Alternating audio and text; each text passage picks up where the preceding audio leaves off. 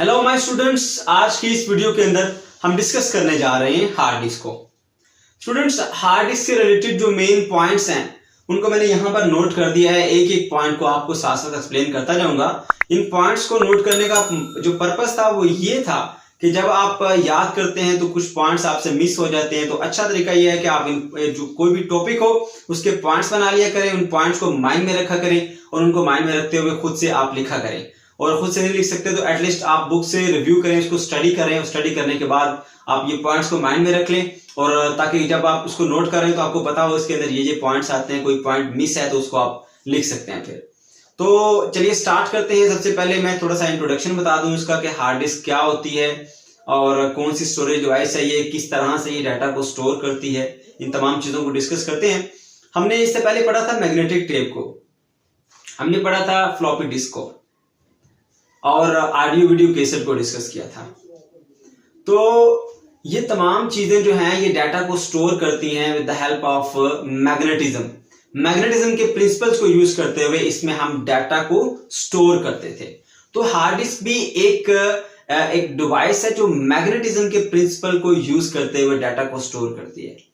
अगर आपको याद हो तो जो फ्लॉपी डिस्क थी, फ्लॉपी डिस्क में हमने डाटा को कैसे स्टोर किया था। फ्लॉपी डिस्क में एक हमारे पास वेफर था, एक राउंड डिस्क टाइप मटेरियल था जो कि प्लास्टिक का बना हुआ था। उसके ऊपर फेरोमैग्नेटिक मटेरियल की कोटिंग थी। फेरोमैग्नेटिक मटेरियल कैसा होता है? ऐसा मटेरियल जो मैग्नेटिक फील्ड के अंदर मैग्नेटाइज हो जाता है। अब वो फेरोमैग्नेटिक मटेरियल मैग्नेटाइज हो जाता है, उसके मैग्नेटाइज होने से क्या होता है, डाटा उसके ऊपर हम स्टोर करते हैं।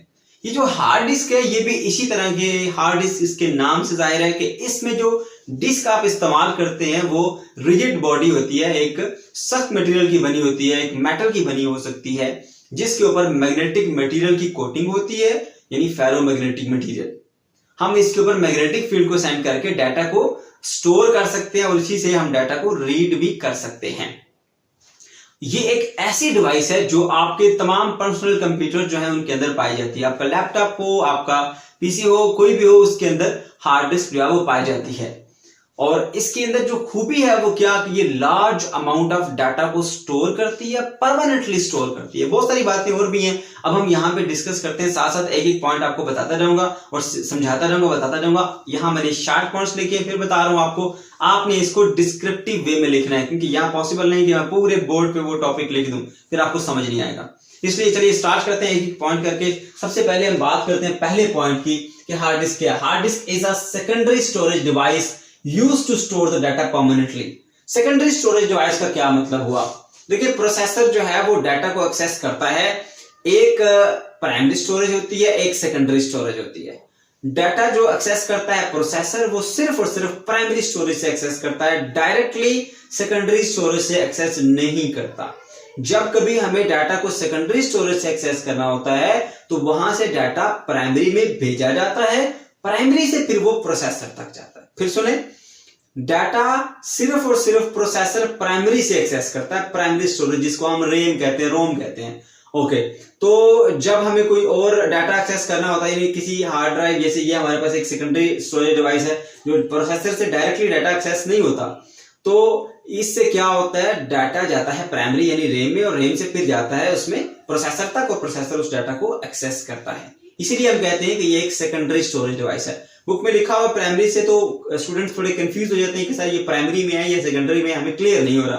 तो आपको ये क्लियरली बता दूं, डाटा हार्ड ड्राइव से डायरेक्टली प्रोसेसर एक्सेस नहीं करता, इनडायरेक्टली एक्सेस होता है। जो पहले प्राइमरी में जाता है, प्राइमरी से फिर वो पहुंचता है उसमें प्रोसेसर तक। इसलिए ये एक सेकेंडरी स्टोरेज डिवाइस है और डाटा को परमानेंटली स्टोर करती है। सालों में आप एक बार डाटा को स्टोर करते हैं, 10 साल के बाद भी आप जाके उसको ओपन करेंगे तो वो फाइल उसी तरह से उसके अंदर स्टोर होती है, इस्तेमाल होती रहती है।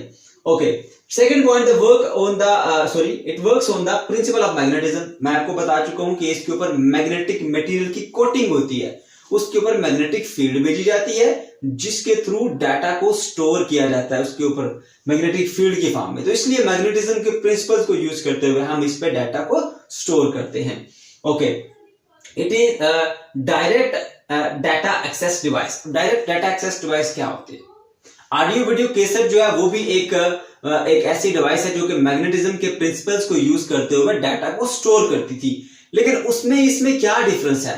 ऑडियो वीडियो कैसेट में अगर आप स्टार्टिंग में कोई डाटा है और एंड में कोई डाटा सुन रहे हैं, अब ऑडियो वीडियो कैसेट में स्टार्ट में डाटा आ रहा है, आपने थोड़ा सा डाटा सुन लिया, अब आप चाहते हैं कि मैं एंड से इस डाटा को सुनूं, तो अब आप एंड पे नहीं जा सकते। जब तक वो पूरी फिल्म आगे कंप्लीट नहीं होती, आगे मूव नहीं करती, आप उस डाटा तक नहीं पहुंच सकते। तो ये डायरेक्ट एक्सेस डिवाइस नहीं है। लेकिन अगर हम कंपैरिजन करें इसके साथ, तो ये कहीं भी किसी भी लोकेशन के ऊपर डाटा पड़ा हो, आप बगैर टाइम वेस्ट किए डायरेक्ट उस जगह पर जाकर डाटा को एक्सेस कर सकते हैं। ना कि पूरी की पूरी फिल्म आपको पहले एक पॉइंट से दूसरे पॉइंट तक घुमानी होगी, उसके बाद आप डाटा आपको मिलेगा, ऐसा नहीं है। इसलिए हम कहते हैं कि डायरेक्ट डाटा एक्सेस डिवाइस है ये। ओके, नेक्स्ट पॉइंट क्या है? Very high storage capacity.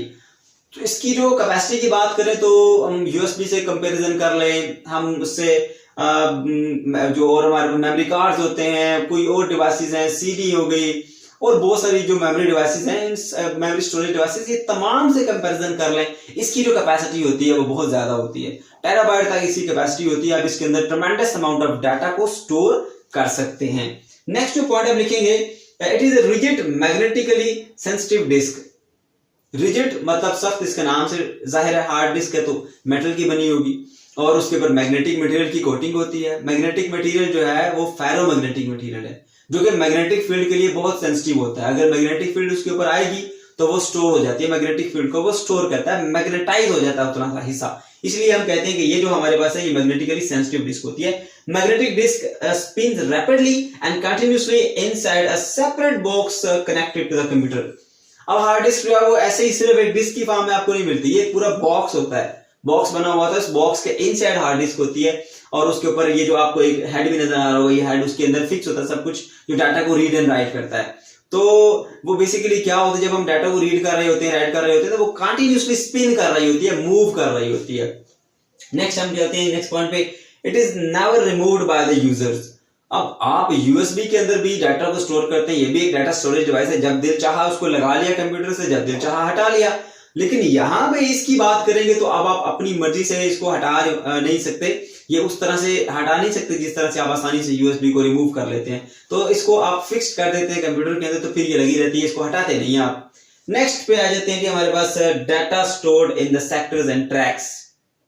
इसके अंदर जो डाटा स्टोर होता है वो सेक्टर्स के अंदर और ट्रैक्स के अंदर होता है। अब ये पॉइंट कहां से आ गया, इसको भी देख लेते हैं। देखिए ये हमारे पास एक डिस्क है और ये वो हेड है जो रीड एंड राइट का फंक्शन जो है वो परफॉर्म करता है। ओके स्टूडेंट्स, इसको ऐसे सर्कुलर ट्रैक्स बने होते हैं उसके ऊपर और उन ट्रैक्स को 8 पार्ट्स के अंदर डिवाइड किया होता है कि एक हिस्से को आप बोलते हैं सेक्टर। ये आप देख सकते हैं एक हिस्सा जो है इसका वो सेक्टर होता है। तो इसमें ये जो आपको सर्कुलर फॉर्म नजर आ रही है इसको हम ट्रैक बोलेंगे। ये जो 8 पार्ट्स के अंदर उसको डिवाइड किया गया, एक पार्ट को आप बोलते हैं सेक्टर।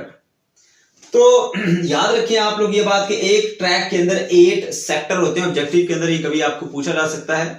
और दूसरा पॉइंट जो है तो एक जो सेक्टर है वो 512 बाइट का डाटा स्टोर करता है, ये हमारे पास सेक्टर है। अब कुछ ऐसी डिवाइसेस है जो कि बहुत लार्ज अमाउंट में डाटा स्टोर करती हैं, उसके अंदर एक से ज्यादा डिस्क भी पाई जा सकती है। जैसे यहाँ पर आप देख सकते हैं ये तीन जो है वो डिस्क लगी हुई है, 3 हेड है। अब ये तीनों डिस्क जो है वो अपने ऊपर डाटा को स्टोर करेंगे तो डेफिनेटली इस डिवाइस की जो कैपेसिटी है वो दूसरों से काफी ज्यादा होगी। तो ये था हमारा आज का टॉपिक। अगर आपका कोई भी क्वेश्चन है तो कमेंट सेक्शन के अंदर आप जरूर पूछ सकते हैं। वीडियो को लाइक करना मत भूलिएगा। Thanks for watching.